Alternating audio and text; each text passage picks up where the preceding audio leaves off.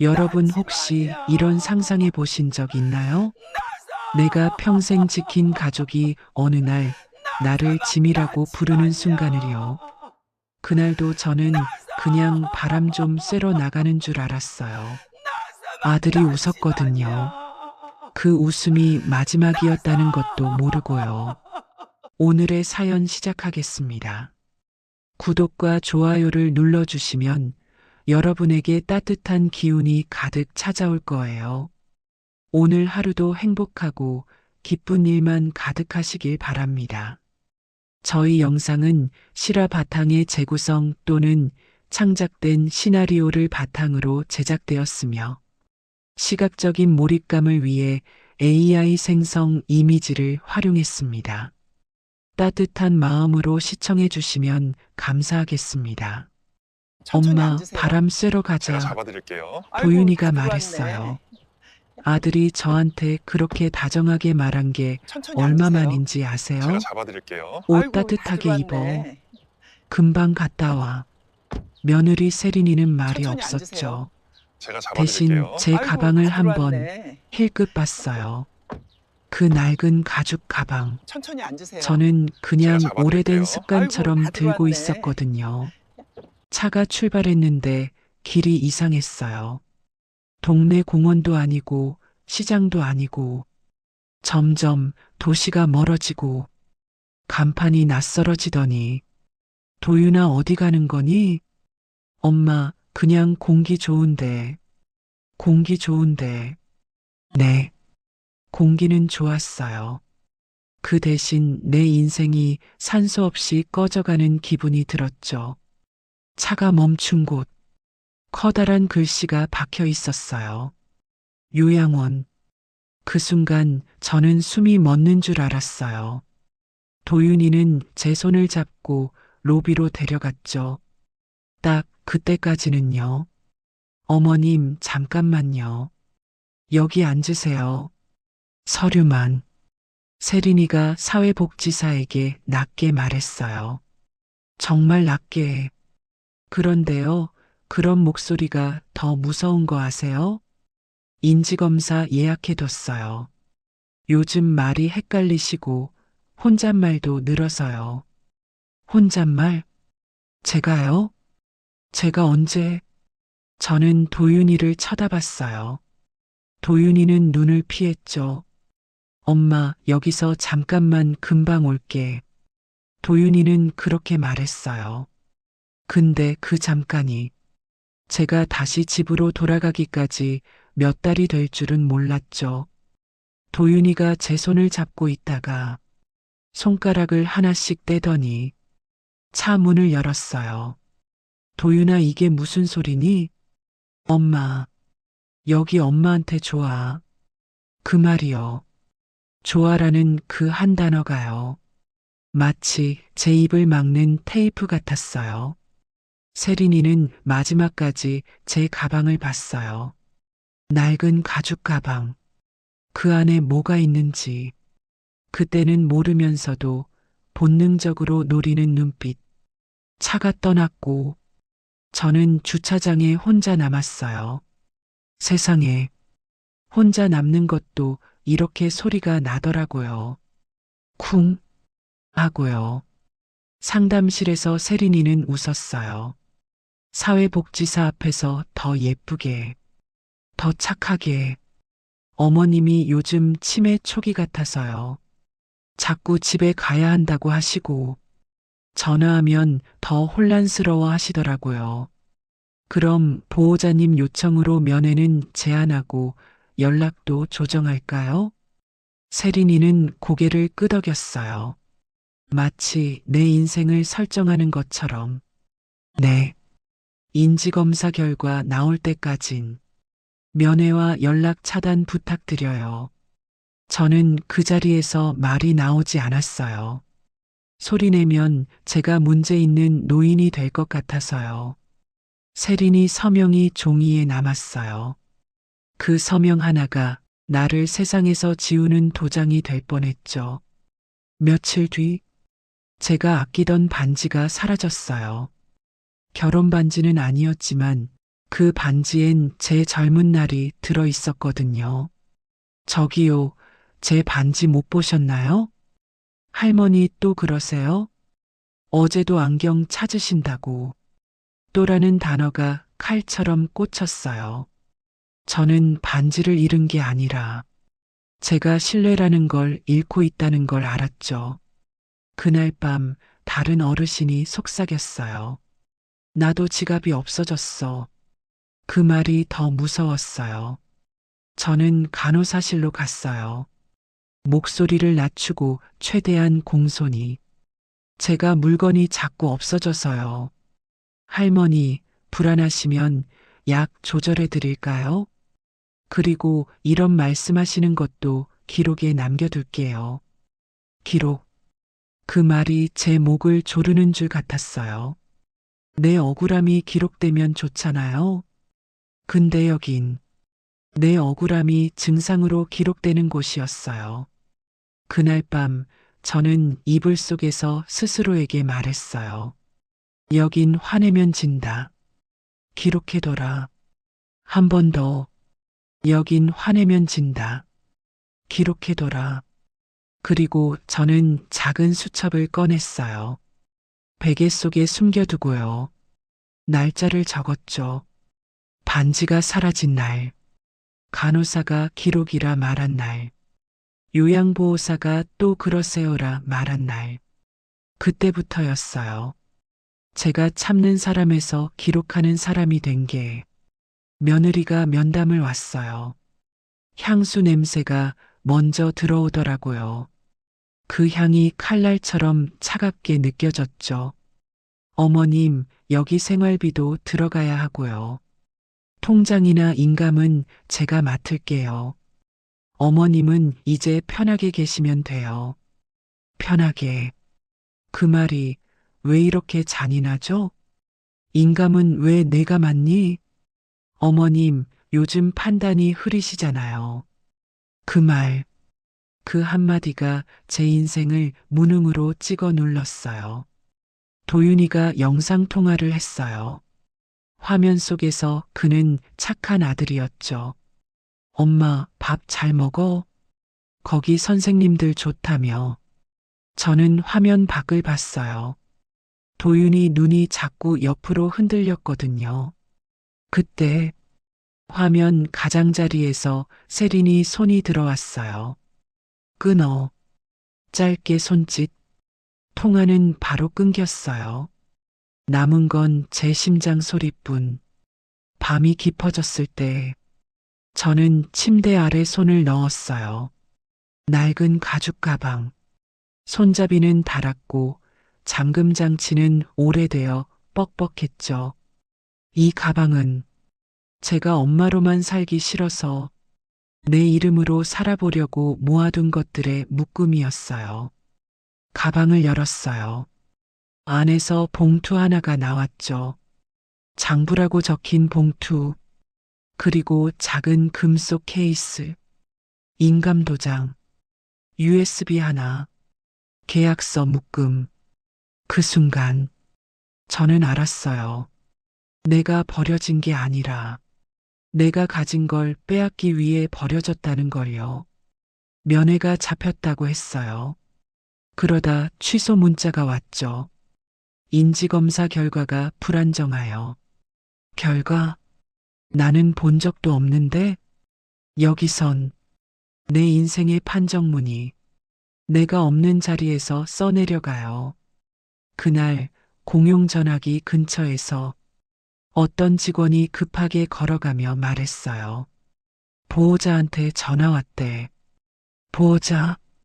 그 단어가 내 귀엔 감옥의 열쇠처럼 들렸죠. 그런데 밤에 제 휴대폰 요양원에서 잠깐 허용한 시간에 짧은 음성 메시지가 하나 들어왔어요. 할머니, 나 하윤이야. 미안해, 나 할머니 보고 싶어. 그 목소리 들으니까 심장이 내려앉았어요. 아이도 나처럼 갇혀 있구나. 어르신들이 말했어요. 밤이 되면 속삭임이 커져요. 여긴 물건 없어져도 끝이야. 보호자가 직원이랑 말 맞추면 우린 그 말이요. 저를 더 조용하게 만들었지만 더 단단하게도 만들었어요. 조용히 기록해야 한다. 저는 수첩했습니다. 감정이 아니라 사실을요. 11월 3일 반지 분실. 11월 4일 간호사 기록에 남긴다 발언. 11월 7일 며느리 치매 초기 발언. 11월 8일 면회 연락 차단 요청 확인. 여기서 울면 제 눈물은 증상이 되니까요. 가방 속 계약서엔 도윤이 회사 이름이 찍혀 있었어요. 그리고 제가 모르는 법인 이름. 하지만 주소는 익숙했죠. 우리 집 근처, 가족만 아는 동네. 장부엔 숫자가 적혀 있었어요. 회사 돈이 빠져나간 흔적. 누구 계좌로, 언제, 얼마나. USB에는 회의 녹취 파일과 스캔 문서가 있었어요. 옛날에 내가 격리로 일할 때 혹시 몰라 하고 모아둔 것들. 누군가에겐 쓰레기, 누군가에겐 폭탄. 그 폭탄이 이제 내 손에 있었어요. 저는 마지막 자존심을 꺼냈어요. 전화번호 하나. 정민. 예전에 함께 일했던 사람. 감사팀 출신. 정민아 나야. 지금 내가 증거를 갖고 있어. 증거가 확실해? 인감도장. 장부. USB. 계약서. 그럼 판은 바뀐다. 만나는 방법을 만들어. 그 한 문장이 제 등을 세웠어요. 새벽 2시. 요양원은 조용하고 조용해서 더 무섭죠. 그때 전화가 울렸어요. 모르는 번호. 받자마자 울음이 들렸어요. 할머니, 나 하윤이야. 엄마가 나보고 내가 할머니 닮아서 멍청하다고. 할머니처럼 치매 걸릴 거래. 그 말이요. 저한테 쏟아진 칼이 이젠 아이에게도 가고 있었어요. 할머니, 나 집에 있기 무서워. 할머니가 유일해. 여러분, 그때 제가 어떤 마음이었는지 아세요? 분노? 아니요. 분노는 너무 작았어요. 그건 생존이었어요. 내가 이 아이를 살려야 한다는. 저는 울음을 삼켰어요. 그리고 다시 말했죠. 여긴 화내면 진다. 기록해둬라. 하윤이 말. 하윤이 울음. 내 심장 박동. 전부 기록했어요. 그 다음 정민에게 문자 하나를 보냈죠. 지금이다. 정민을 만난 곳은 카페였어요. 저는 요양원 외출 허가를 받기 위해 며칠을 조용한 환자처럼 살았죠. 정민은 USB를 노트북에 꽂고 화면을 보더니 입술이 굳었어요. 이거 단순한 가족 싸움이 아니야. 회사 돈 흐름이 정확해. 도윤이가 이걸 했다는 거니? 도윤이도 세린도. 그리고 내 인감이 쓰였어. 누군가 내 이름을 방패로 세운 거지. 정민은 한 번 더 말했어요. 감사팀 움직인다. 경찰도 연결할게. 언론도 필요할 수 있어. 그 순간 제가 가진 낡은 가방이 세상에서 가장 무거운 열쇠처럼 느껴졌어요. 며칠 뒤 요양원 로비가 술렁였어요. 검은 정장들, 서류 가방, 경찰 제복, 직원들 얼굴이 하얘졌죠.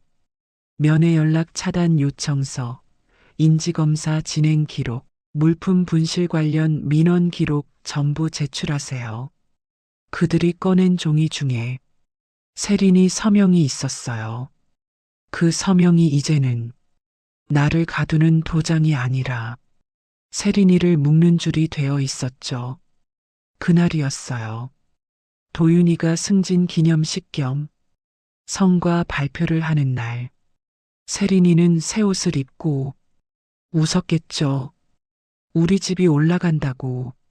도윤이는 마이크를 잡고 말했겠죠. 저희 팀의 성과는. 그때 연회장 뒤 문이 열렸어요. 조용히, 그러나 아주 크게 감사팀이 들어왔어요. 경찰과 함께. 도윤이 얼굴에서 피가 빠졌어요. 도윤 과장, 업무상 배임 및 사문서 위조 정황으로 즉시 직무정지 조치합니다. 무슨 소리예요? 증거 있어요? 그 말이 끝나기도 전에 감사팀은 서류를 펼쳤어요. 계약서, 장부, 인감 사용 내역, USB 문서 출력, 그리고 제가 기록한 며느리의 치매 프레임 정황까지.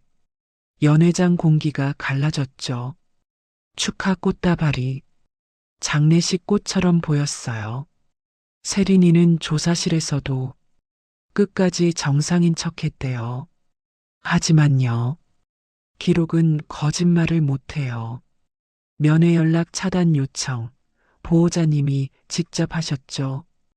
인지검사 결과를 근거로 하셨다는데 어머님께 결과를 전달한 기록이 없어요. 그리고 물품 분실 민원 후 어머님을 문제 노인으로 분류 요청한 정황도 있습니다. 세린이는 입술이 떨렸겠죠.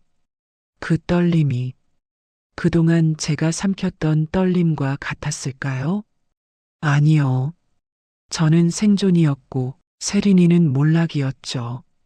도윤이는 해고 통보를 받았고 수사는 확대됐어요.